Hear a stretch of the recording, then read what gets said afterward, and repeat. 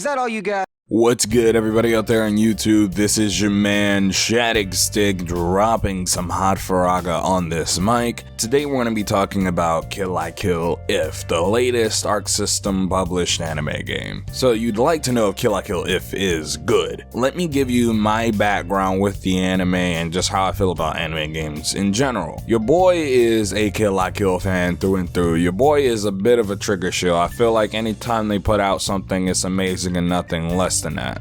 Even with series like Darling in the Franxx that really felt underwhelming to me, I feel like it's a great anime in the grand span of the world of anime. So when I saw one of my favorite anime of all time, Kill la Kill, getting a video game, you know your boy was hyped out here. So what is it exactly that attracted me to Kill la Kill If? It looked like the gameplay was really fun and engaging, and it looked like the graphics were just taking a note from the Dragon Ball FighterZ book. It looked like it was trying to immerse me in the game at a visual and a gameplay standpoint, and I had to respect that. So when I heard about the game, I was like, I hope your boy can get a code, and Arc System sent a code out to your boy. So does Kill la Kill live up to the standard that the anime has basically set up? And I want to say, and I say this with a very, very sad no. Kill la Kill If is a game that in every way embodies the issues of modern fighting games and modern anime games.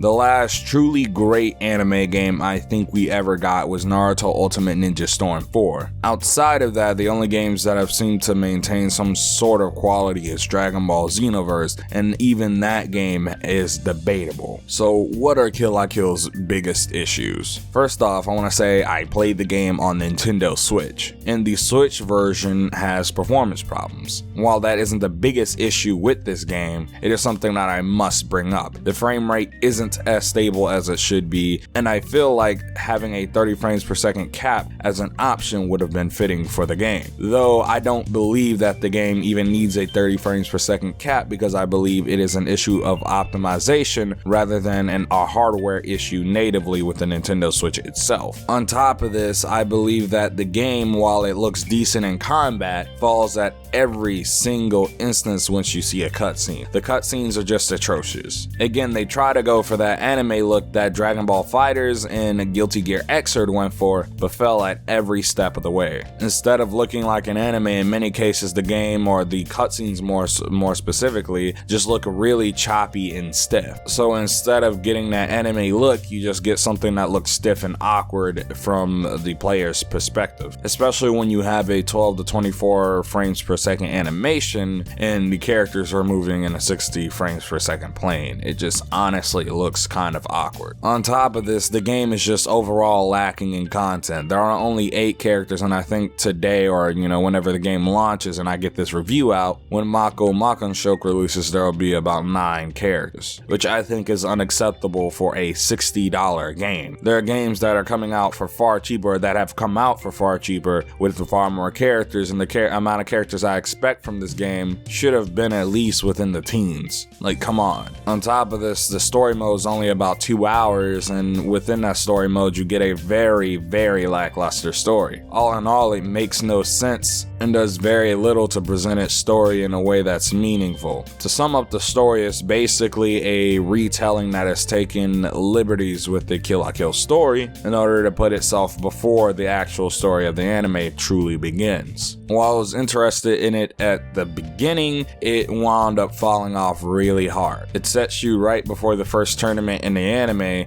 then after that just attempts to speed itself up for the sake of finishing the story rather than telling a story. Many of the characters in the anime don't show up, and the way they approach storytelling is so lackluster. There's no comedy that the series is known for. You have the characters repeating the same thing over and over again, and the actions of the characters just make no sense. Overall, the story only takes about 2 to 2.5 or so hours to beat, and outside of the story you don't have much outside of online. Now, online doesn't even have a fully functional lobby system, as it doesn't even have a rematch button. That's how bad it is. And while you do have a survival mode, you have this little hack and slash mode. The hack and slash mode is horrible, and the survival mode is typical, and there's no sort of unique spin placed on it. You won't see yourself spending hours on the survival mode because it's not that engaging. And the Muso hack and slash mode should have basically been what the entirety of the story. The biggest issue with this though is that this hack and slash mode does not allow you to switch characters manually. You have to hope that the game allows you to log on to another character, and you play this mode multiple times throughout the story, and it's rather annoying when you're playing on higher difficulties and you're not able to dodge enemy attacks because you're locked onto one enemy and you don't have any way to freely roam around and dodge enemy attacks. So overall, it winds up just becoming clunky, confusing, and just an unenjoyable experience all around when you look at that portion of the gameplay. But let's look at the core gameplay. Is it good? And I have to say, it is actually really good. The game, in its easiest way to explain it, or in its simplest form, is just the Naruto Storm series. It is Naruto Storm with more combo routes, which there's nothing wrong with that. I find the Naruto Storm series to lend itself to simple yet fun gameplay, and that's what we have here. While yes, there are different combo routes that can be executed by pressing different buttons, and there are some neat movement mechanics, overall the game is just Naruto Storm, but with a kill-I-kill coat of paint on. You have short range attacks, long range attacks, and break attacks that allow you to break the guard of your opponents, which you can see why that hack and slash mode is now an issue, because every enemy and every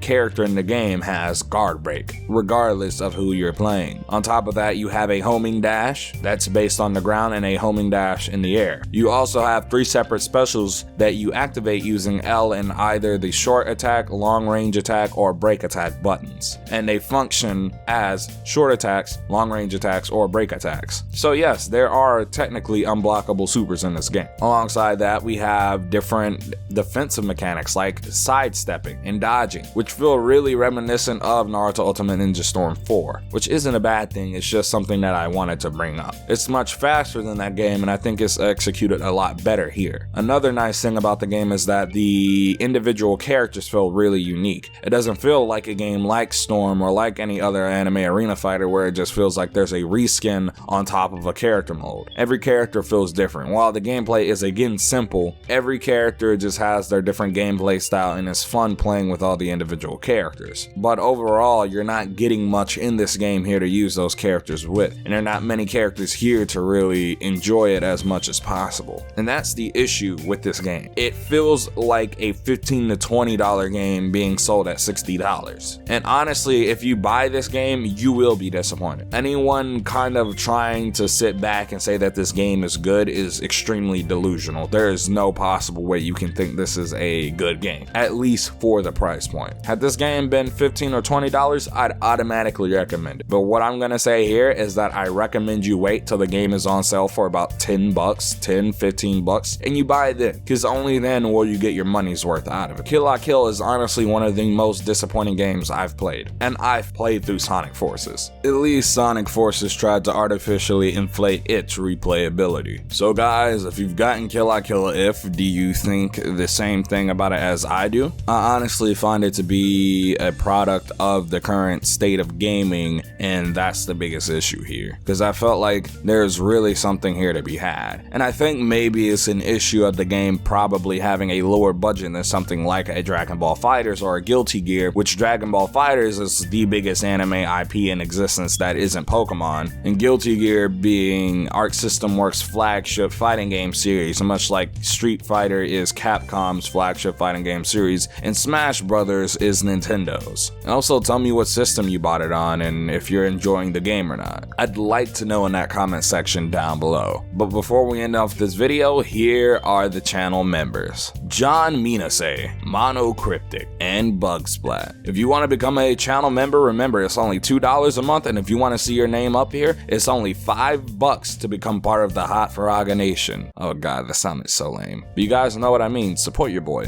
It's highly appreciated. But guys, remember, Hot Faraga turns to Cold Bazaga. Make sure to chill out some of my other videos. Join the Discord to discuss video games down below, and follow your boy on Twitter. We're almost at 3,700 subscribers, guys. Let's get there. Again, we're out of here. Peace. Kiss, kiss.